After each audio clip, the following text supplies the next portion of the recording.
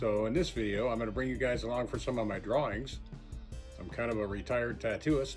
I'm going to do a drawing on the spot to show you. So let's get started.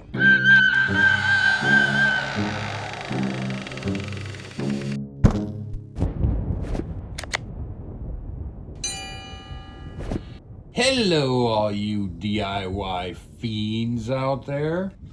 Welcome to the Creature Comforts channel. This is the start of a new playlist I'm doing. It's my drawings. These are drawings that I've done for years throughout my career as a tattooist. As I said, I'm a retired tattooist. These are my custom one-of-a-kind designs. I draw these straight from my head. I don't look at anything to draw.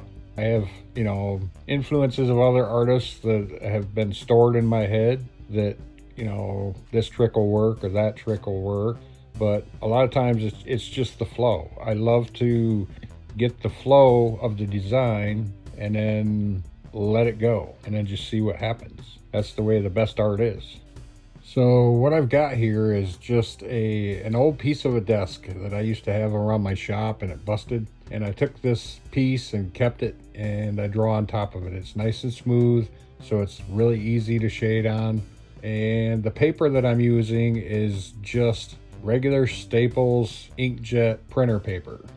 I've drawn on it for years. You don't need expensive paper. The pencil that I'm using is a mechanical pencil. It's a 5mm, and I like these because you can get right in and do a lot of little detail with them. If you notice here, I tend to scribble draw until I figure out kind of what I'm doing and where I'm going with it. And if you do it really, really lightly, you don't have to worry about erasing it all the time. A lot of times you can hide it right in with your shading.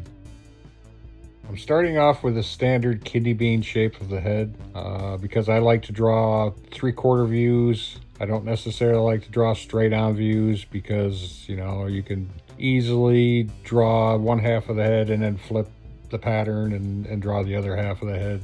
And to me, it looks more interesting if you show the foreshortening of the face that's moving away from you, so that there's differences in the eyes slightly, and it just creates more interest in the art. There are certain instances of a straight on face is cool. It's just, to me, it makes it look more interesting if you see the differences.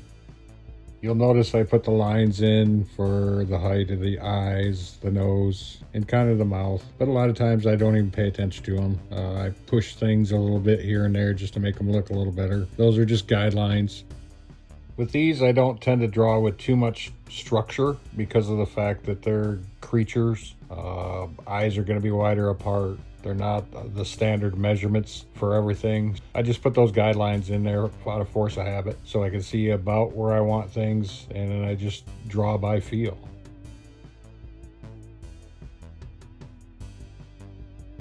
Throughout this drawing, you'll see things move slightly and things change, and it's just pulling across that image that's forming in my head. Now for a little bit of time lapse, because I'd imagine you guys don't want to watch a full hour video. If you would like a longer format video, then let me know in the comments and I'll let the next one run.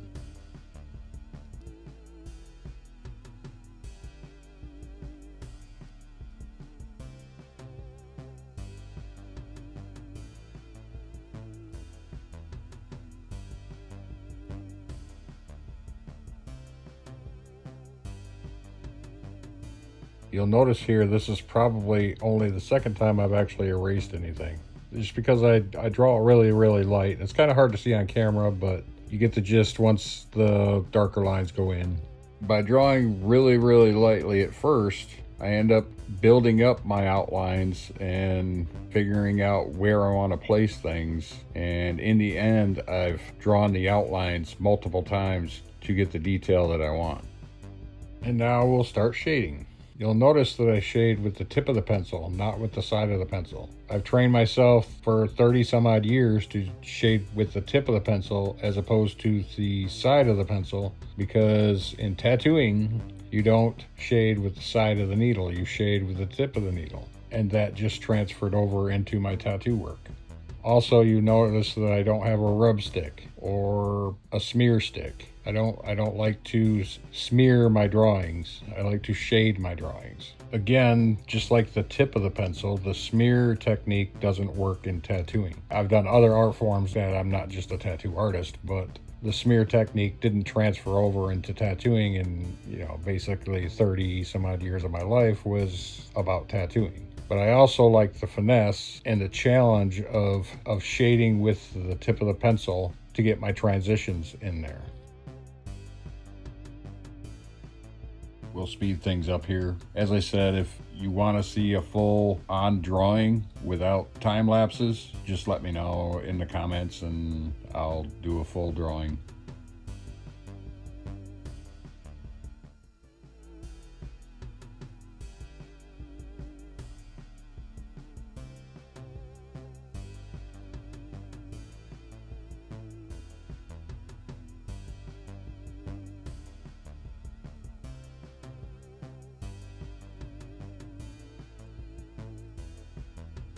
I also try to shade from left to right since I'm right-handed, so I don't smear it as I'm going along. But I don't know if you noticed or not, I try and shade one small area and get some of the shadows in there and then move on to the next area, rather than shade it all one tone and then go back and, because that's just going to create smears. I will go back through and darken certain areas just to get the feel of the circumference of the head as I'm going along. You get a feel for what you've done as you're going along. You may want to go back and carefully darken areas. And all those layers just give more detail to the design. I like to draw my creatures because of the fact that it's not, full of all these polished transitions and little rounded areas. And with my creatures, I can put cracks and warts and roots and veins and all kinds of stuff into them. It just creates more detail in the end design.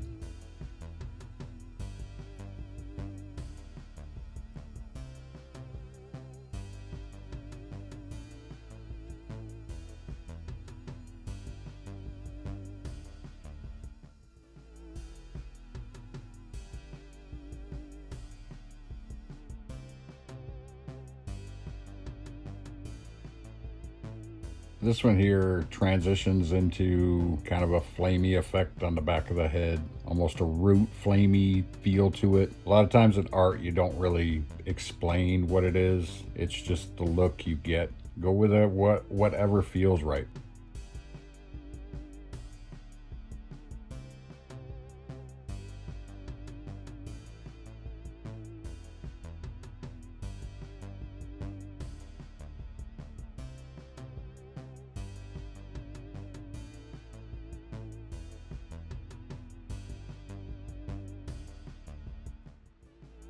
If you like what I'm doing, help this video get out there in the algorithm and like and subscribe so I can continue and make more videos.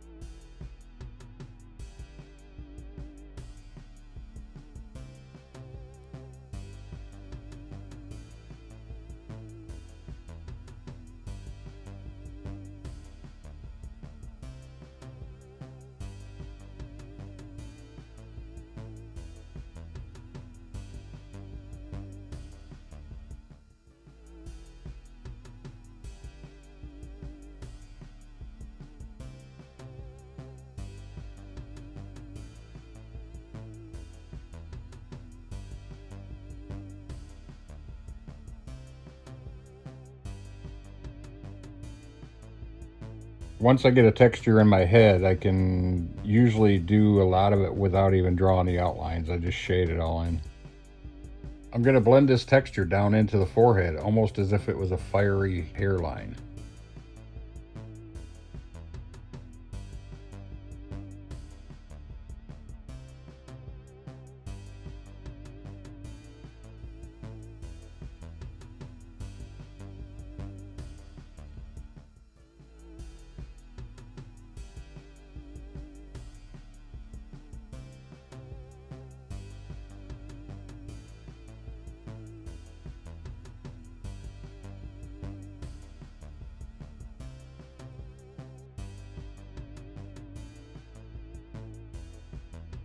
On this drawing, I picked my light source to come from the mid to upper right side. So any of the shadows are going to kick to the left side. So that means that the left side of the design is going to be darker than the right side, especially the lower left.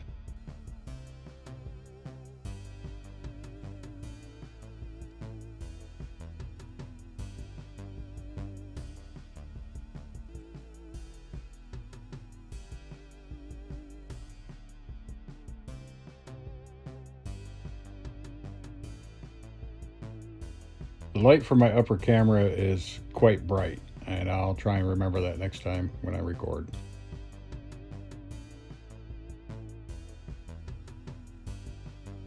The richness and tone of the drawing is more representative of this camera here.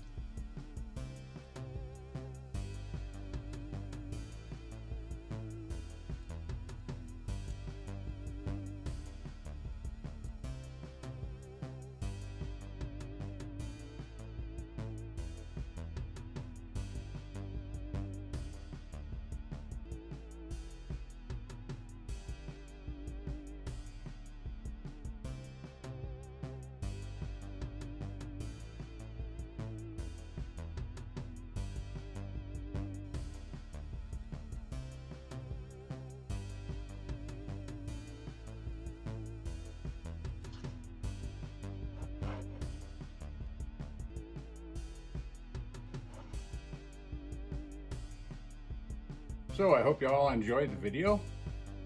Please like, comment, and subscribe. This is the first of many.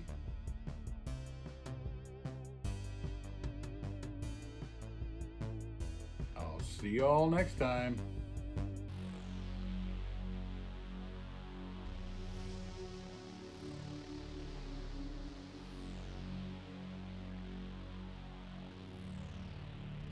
Thank you for watching. Subscribe to see further content. Leave me a comment. Let me know what you think. And like the video. See you all next time.